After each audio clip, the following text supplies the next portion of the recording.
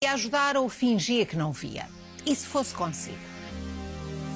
Quem é surdo sente o afastamento dos outros. Eles olham, ai que bonito, sim, mas de facto aquela sensibilidade, aquela empatia que é necessária, aquele sorriso do anda, isso falta, isso não existe. Os direitos das pessoas surdas não são garantidos.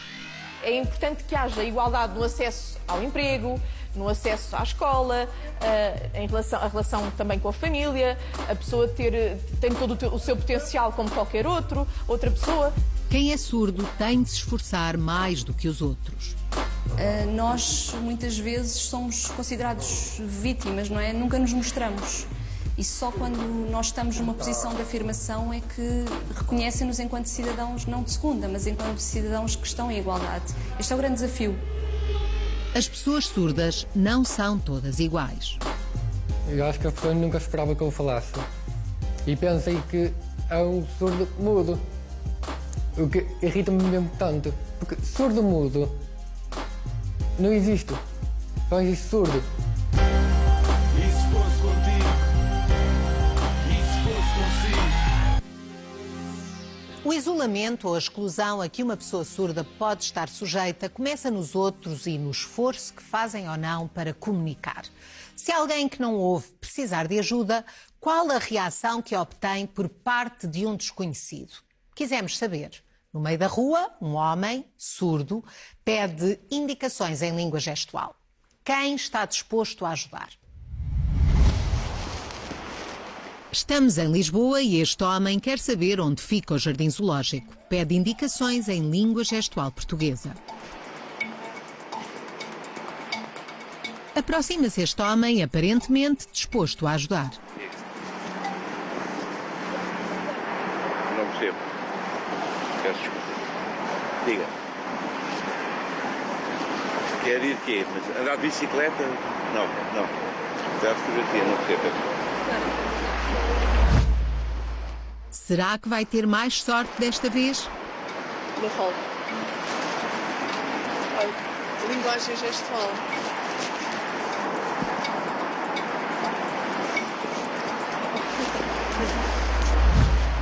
Aqui vai mais esta pessoa. Também não ajuda.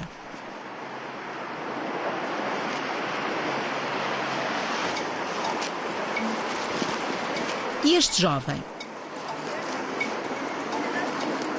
Esforça-se para perceber, mas não consegue.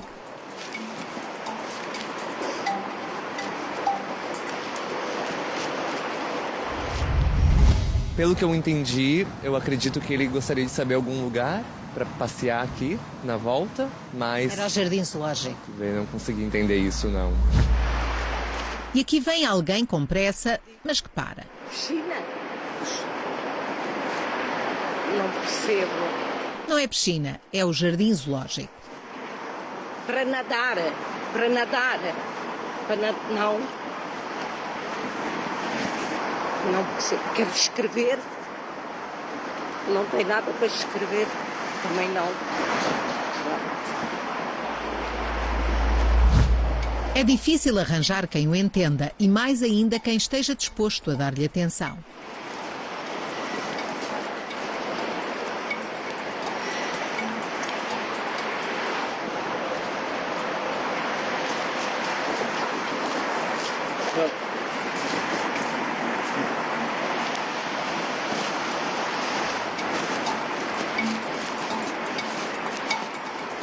A rapariga não parece disposta a parar.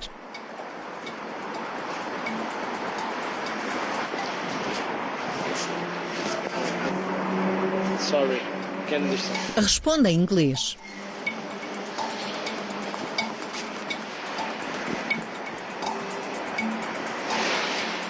Já neste caso, nem uma palavra.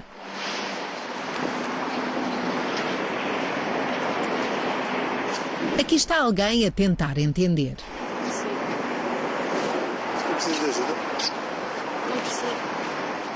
Vem ali comigo. Ali pode ser que alguém saiba. Mas ali as informações. informações. Conhece ninguém surdo? Não, por acaso tenho a felicidade de não ter ninguém assim na família. Pronto, não... Porquê é que diz isso? Acha que ser surdo é uma infelicidade? É, acho que sim. A pessoa em si tem uma lacuna e em si a sociedade também acho que, olha, de certo modo, olha de lado. Filipe Venado é o primeiro surdo em Portugal com um doutoramento em Direito e é também o primeiro a dar aulas a universitários ouvintes. A primeira aula que deu na Universidade Católica, em Lisboa, apanhou os estudantes de surpresa. A primeira aula foi muito confusa para os alunos, porque muitas vezes não olhavam para mim, olhavam para a intérprete, e eu dizia, não, olhem para mim, que sou eu que estou a falar. E depois, a partir da segunda, terceira aula, houve logo uma grande mudança e aceitaram logo e ficaram muito próximos de mim. Portanto, mesmo estando lá no intérprete de língua gestual portuguesa, havia um processo normal.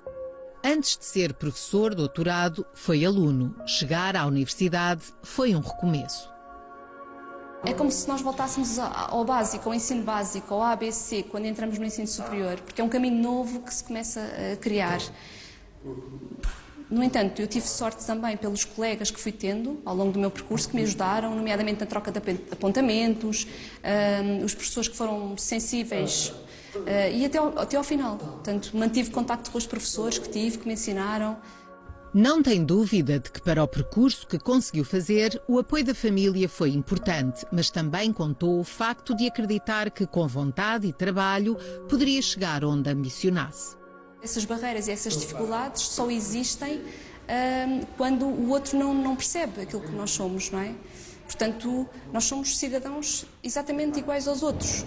A questão é que somos todos muito diferentes, as nossas necessidades são muito diferentes, as necessidades das pessoas são muito diferentes. A pessoa A, a pessoa B, não somos iguais. A pessoa A e a pessoa B, e A, a pessoa C, portanto, e a A e a B. Portanto, somos todos muito diferentes. E os surdos também são muito diferentes.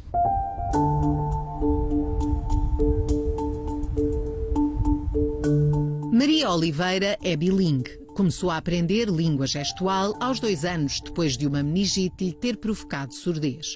Mas durante o crescimento aprendeu também a língua portuguesa. Na família, só a mãe fala com ela em LGP, Língua Gestual Portuguesa.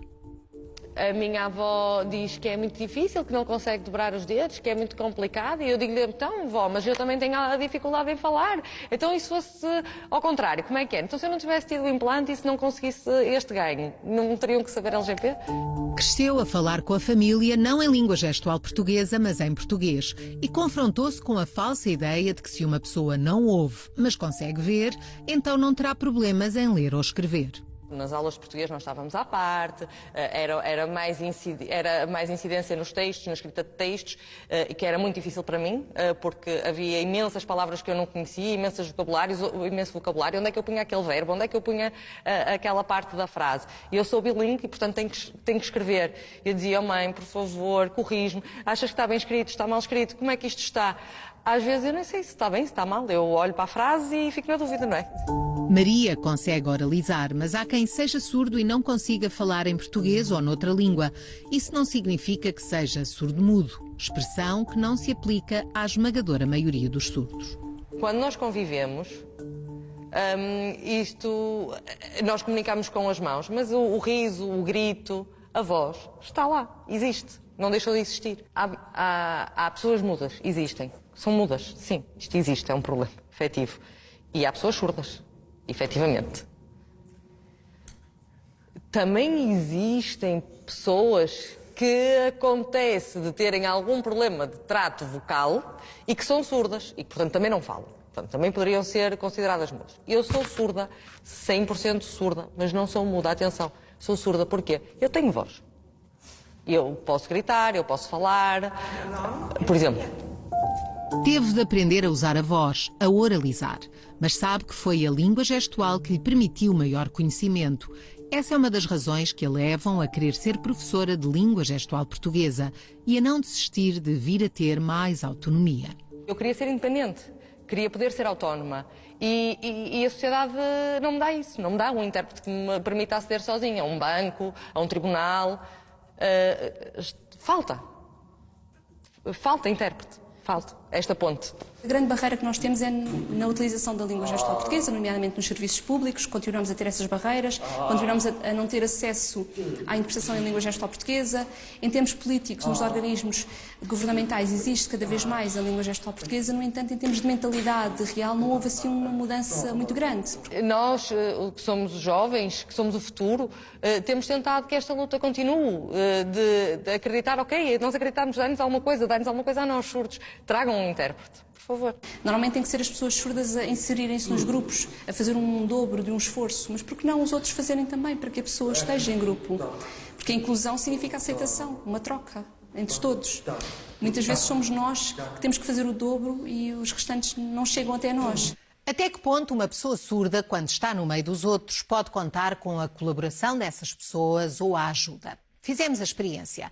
Carlos Martins já pisou o palco como ator. Desta vez, na ACT, Escola de Atores, em Lisboa, prepara a situação em que vai estar na rua a pedir indicações a quem passa. Conta para isso com o apoio da intérprete Bárbara Polastri. Elsa Valentim orienta a cena.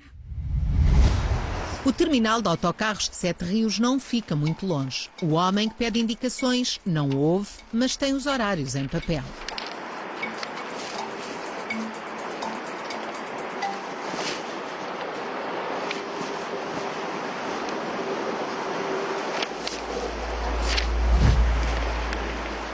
E aqui vem mais este homem. Vai ajudar?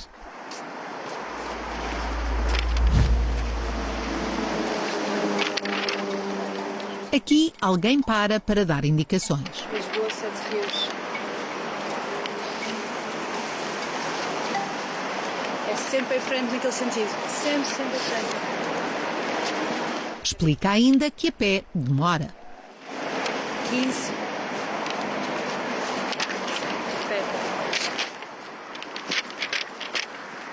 E mais uma pessoa disponível. 7 Rios.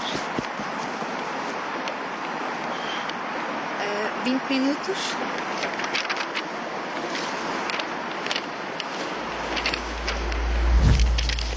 E o homem que parecia que ia embora. Afinal, decide mostrar onde é a paragem para ir até Sete Rios.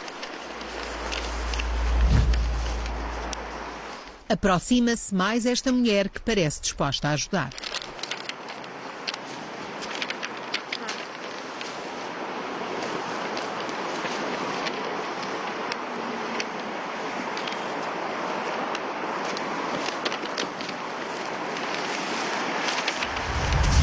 Vou sair. Imagina que, em vez de ser indicações com um papel, esta pessoa se dirigisse a si a perguntar outra coisa qualquer. Como é que teria sido? Eu, pelo menos, não estou habituada. E certamente que ia ser complicado. Aparenta estar com pressa. Mas para. Será que se apercebe de que está perante uma pessoa surda? It's to there. Yes. 10. Back. Percebo que nunca tinha comunicado com ninguém surdo. Já me aconteceu uma vez, que eu sou bancária, mas era diferente porque comunicávamos por escrito. Mais duas pessoas são interpeladas.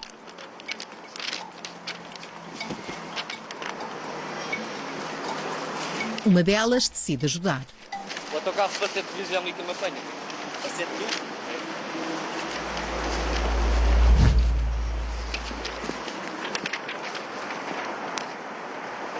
Lisboa, Sete Rios, autocarro, ali, travessa para o outro lado e paragem, sim, paragem do autocarro, ok, ali.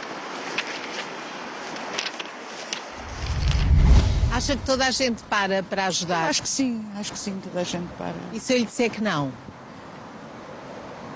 Fico um bocado admirada. Questionámos o Instituto Nacional de Reabilitação sobre a realidade dos surdos, porque é o Instituto do Estado a quem compete controlar as políticas sobre os direitos das pessoas com deficiência. A resposta foi que não possuem dados. Não há números precisos nem atualizados sobre estes cidadãos em Portugal. Não se sabe quantas pessoas surdas existem realmente, que idades é que estas pessoas têm, onde vivem e como vivem, quantos destes cidadãos são estudantes universitários, quantos têm cursos superiores, quantos estão a trabalhar e quantos deles estão desempregados. É assim que têm sido elaboradas políticas que incluem os surdos no grupo de pessoas com as mais diversas deficiências. Pedro está a fazer o curso de Ciências do Desporto. Em algumas aulas, conta com uma intérprete. O professor esquece que eu estou lá, que começa a falar rápido, começa a falar pelas palavras que eu não entendo, e a intérprete tem-me ajudado tanto. A primeira tentativa de entrar na faculdade esbarrou com um não. Ninguém na família aceitou os argumentos. Ia ter desvantagem relativamente aos colegas de curso para arranjar emprego. Eu discordei. O que eu disse foi, peço desculpa, mas acho que é o contrário. O meu filho tem vantagem relativamente aos outros candidatos. Tem mais algum aluno no curso de desporto que tenha capacidade de comunicar com a comunidade surda? Na família, Pedro é o único surdo. E nos 3 primeiros anos da escola básica era também o único surdo na turma. Tinha apoio apenas 3 horas por semana e os pais sentiam que havia demasiadas falhas. Como quando numa festa de Natal todas as crianças foram vestidas de vermelho, menos ele. Foi a única criança que foi diferente. E o meu filho lá de cima estava sem jeito mesmo. E eu cá em baixo, as minhas lágrimas correram. Não custava nada ter escrito num papel simplesmente para o Pedro naquele dia levar uma camisola vermelha e um gorro. Houve uma altura que eu sentia-me mesmo muito mal, porque eu era o único surdo, rodeado de pessoas ouvintes a conversar, e eu a tentar perceber o que eles falavam, e deixou-me muito triste. Pedro é um surdo que oraliza. Usa uma prótese auditiva. Durante anos, os pais não foram informados da possibilidade de ele frequentar uma escola bilingue, onde se aprende LGP, língua gestual portuguesa, como primeira língua e português como segunda. A vida de Pedro mudou quando, aos 8 anos, começou a frequentar uma destas escolas. Foi a mudança. Foi a mudança. Foi o nosso filho chegar lá e perceber que há mais surdos. É que este foi o grande impacto.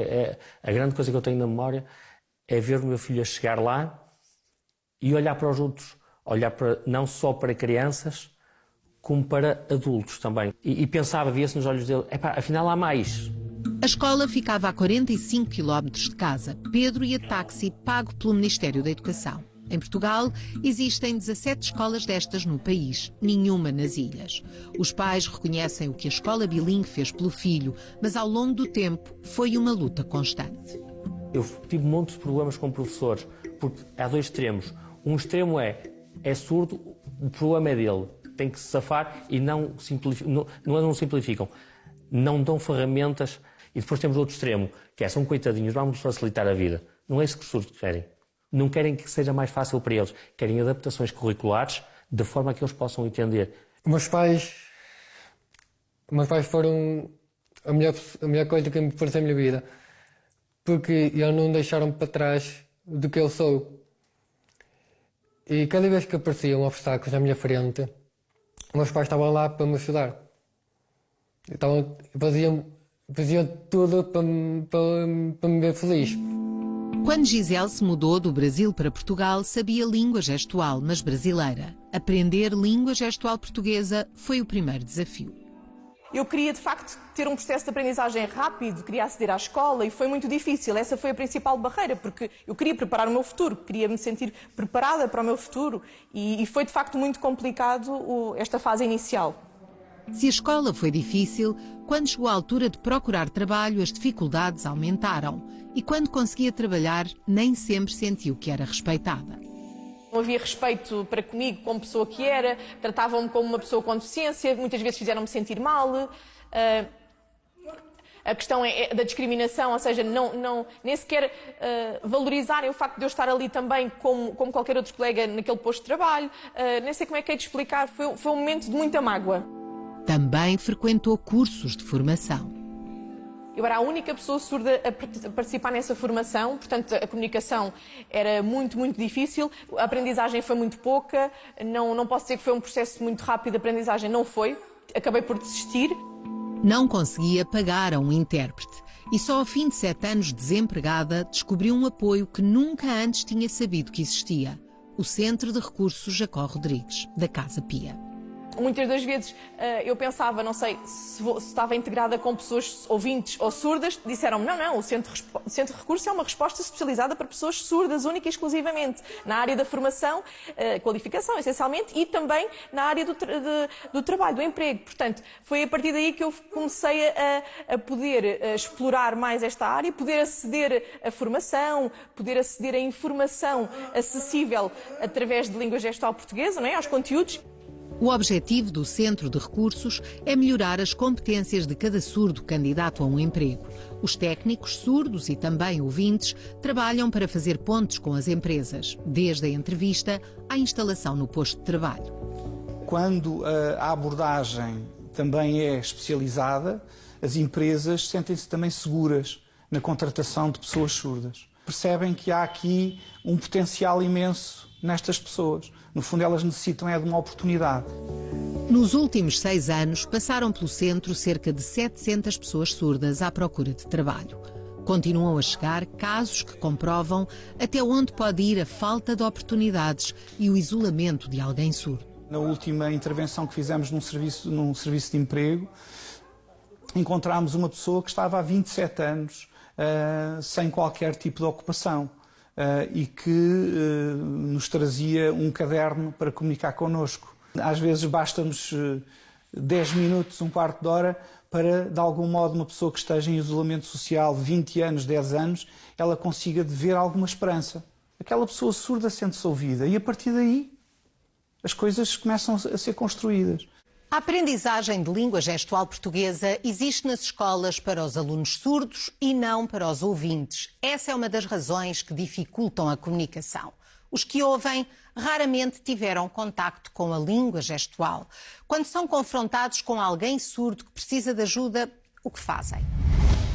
Este homem está em Lisboa, em Benfica, e pede ajuda para ir até Belém, que fica a 9 km de distância. Como pessoa surda, fala em língua gestual portuguesa. Não sei. Belém é muito longe daqui. Ir a pé não dá. A pé não. Fica longe. Depois da tentativa, o rapaz segue caminho e há 2 raparigas que se aproximam. Belém. Não faço ideia. O 29. 29, onde é que é para Foi esse sentido, é ali. Mas escrevo, tens uma caneta? Parece que não desistem. Vocês conhecem alguém que seja surdo? Eu conheço. Sim. Mas ele já está habituado a ler-nos os lábios e assim, então é mais fácil do que se calhar alguém que nos aparece na rua que não percebe o que nós dizemos. O ator da nossa cena consegue ler nos lábios, mas aquilo que lhe pedimos foi para comunicar em língua gestual.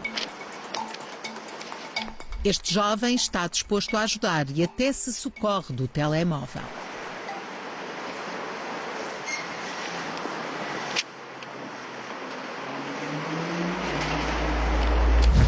Where is Belém? It's far away from here. Belém, it's okay. Oh, you can go to Belém. Okay. You have to go through there. You see the bus? Walking. Oh, it's far away. You'll take some time to reach Belém. Nunca percebeu que estava a falar com uma pessoa surda? Percebi, por acaso sim, tem razão, por acaso. Estive a pensar, eu ia falar inglês, porque não percebi, sim, ia falar com... Sim, de facto é verdade. Não conhece ninguém surdo? Não, por acaso não. Não sei como é que é, às vezes é curioso, vejo às vezes as pessoas a falarem, é engraçado, a língua gestual, E é impressionante olhar a maneira como me comunicam. É uma coisa... É engraçado, é em ver como é que se pode falar de várias maneiras. E estas raparigas? Belém. Quero ir para Belém. Não sei dizer e não sei isso. Autocarro. Autocarro.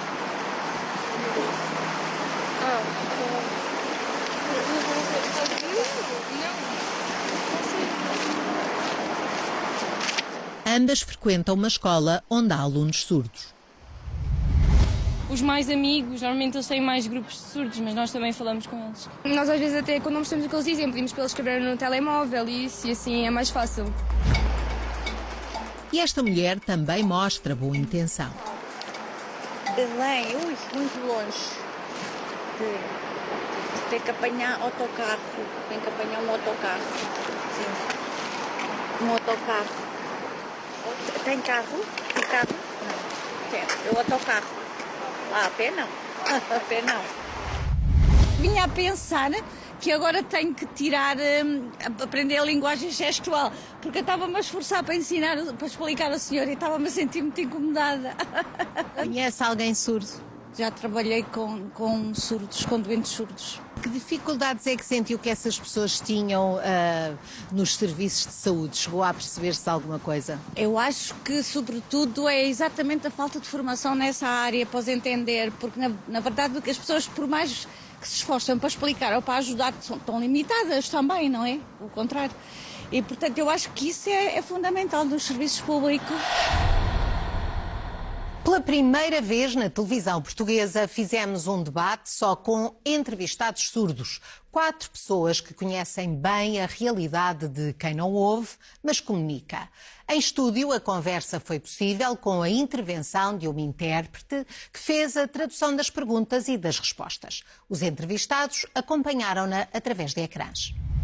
Sim, no meu tempo, antigamente, sofri bastante.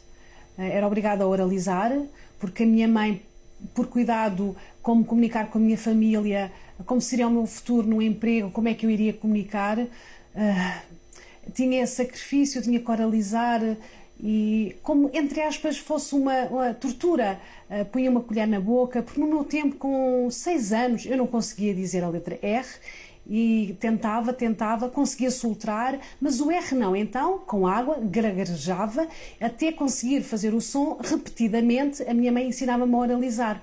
A Sandra, hoje, como professora, considera que há uma vontade maior das famílias de aprenderem língua gestual que no passado não existia?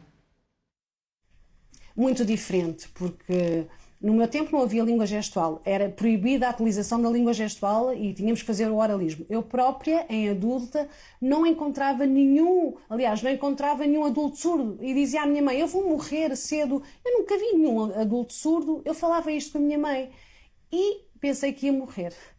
E quando vejo um adulto surdo, eu fiquei de boca aberta. O meu mundo nasceu ali, não em bebê, não, nasceu naquele momento que vi aos 18 anos um adulto surdo. E então decidi ser professora de língua gestual para que as outras crianças surdas não sintam que não há um modelo surdo como eu senti. As pequenas coisas do dia-a-dia, ir ao médico, ir às finanças, este tipo de procedimentos na vida de cada um, para um surdo, é sempre uma barreira e uma situação complicada. É normal o dia-a-dia da comunidade surda, uma ida ao médico, uma ida às finanças, à segurança social. Os ouvintes, no seu dia-a-dia, têm que ir à segurança social, têm que ir às finanças, apenas se deslocam ao local, tiram a senha, aguardam e esperam pela sua vez, não é? E resolvem a sua questão que têm para resolver.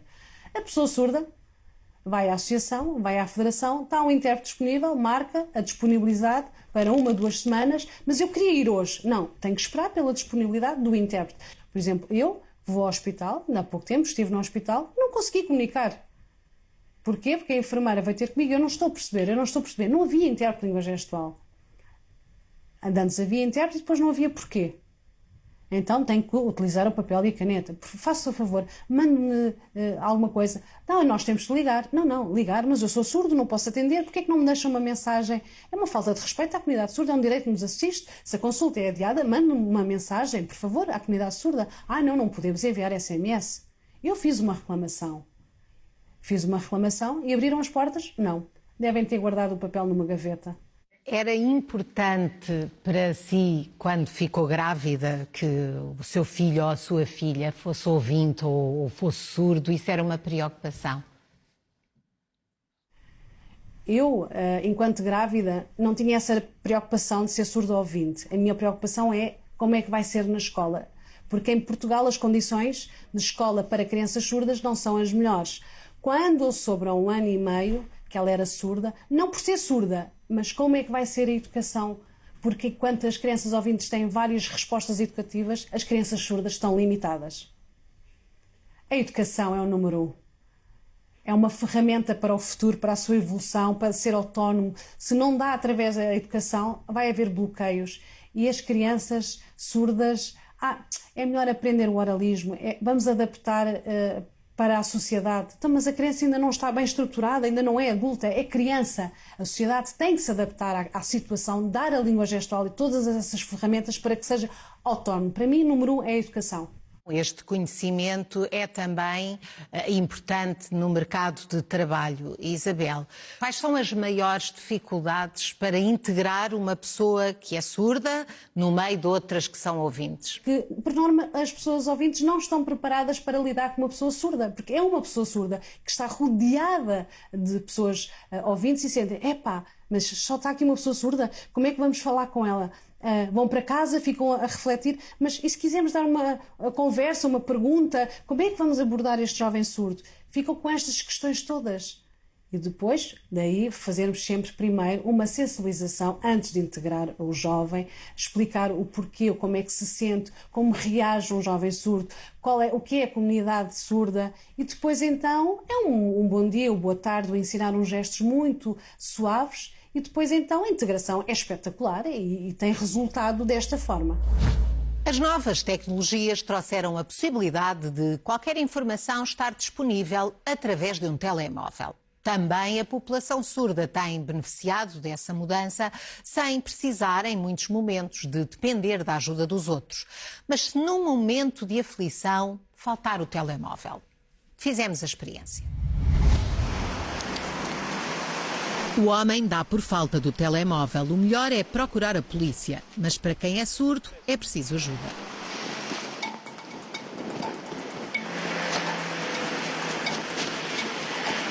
Uma ajuda que não é garantida.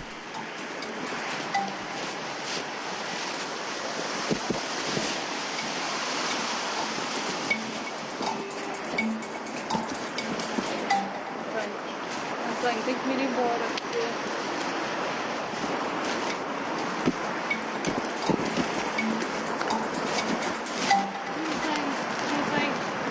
O homem não está a pedir nada, apenas que indiquem a polícia. Não percebo nada. Eu não sei se ele queria dinheiro, se queria alguma coisa, mas não percebi nada. Eu não percebo zero. Eu não sei falar língua gestual. Mas percebeu que ele era surdo? Pelo menos pareceu-me que ele era surdo, mas vinha a comentar com a minha mulher. Não sei o que é que o senhor queria, mas é pena, não sei se ele quer dinheiro, depois a minha mulher disse, se calhar queria cigarros, já no fundo. Nesta situação, o homem não tem nenhum papel. Quer ir à polícia porque lhe roubaram o telemóvel. Uma mensagem? Roubaram.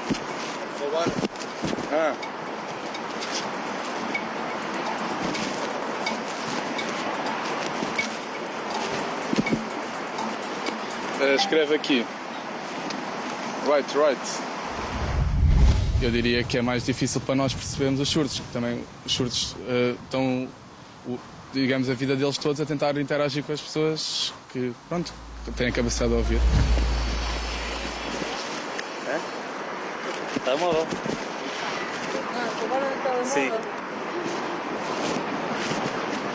Onde é que pode fazer queixa? Segurança lá dentro, se calhar. Sim. Segurança. Aqui dentro. Lá dentro? Sim. Lá dentro, sim. As decisões são tomadas a pensar nas pessoas que são surdas? Eu penso que não. Na sociedade atual, penso que não. Acho que estamos muito atrás ainda de ajudar este tipo de pessoas. Sinceramente. Mudemos de situação. Fala língua gestual portuguesa? É esta a pergunta que está a ser feita a quem passa. E ignora. Percebe que é com ela, mas nada de parar. O casal jovem também continua o caminho.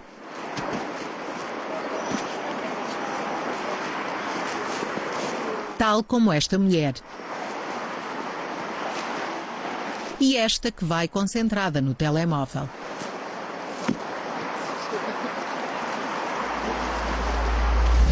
E estas amigas saberão alguma coisa de língua gestual? Não sei. Sorry.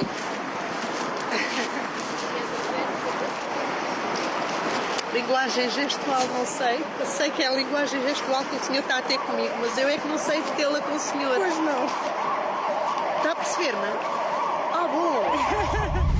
Eles esforçam-se, nós até nos podemos esforçar por entender, mas... E por que não pôr nas escolas a língua gestual? Se calhar começar de criança, nós hoje se calhar já saberíamos, não é? Já tínhamos compreendido. Se calhar haver uma disciplina com esta vertente, nos habilitasse a todos nós. Não percebo. Não percebo. O rapaz é abordado primeiro, não entende, e é a rapariga que acaba por mostrar que não sabe língua gestual e forma a palavra dificuldade. O que é que acontece?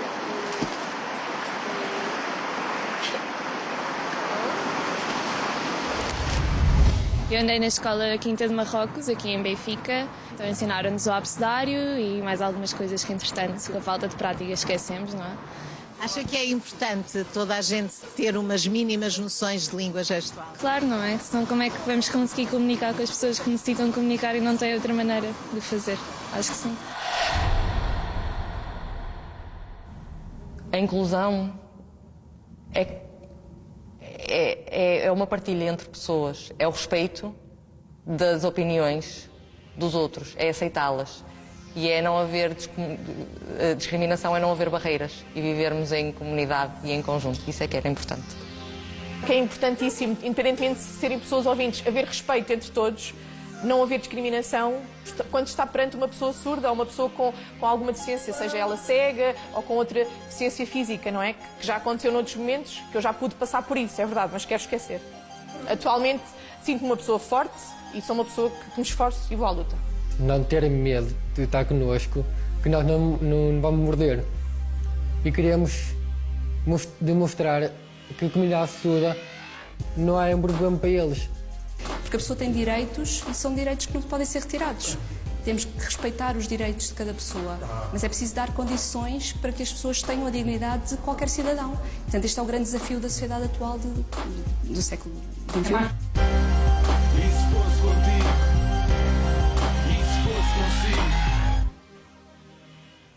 E a seguir, na SIC Notícias.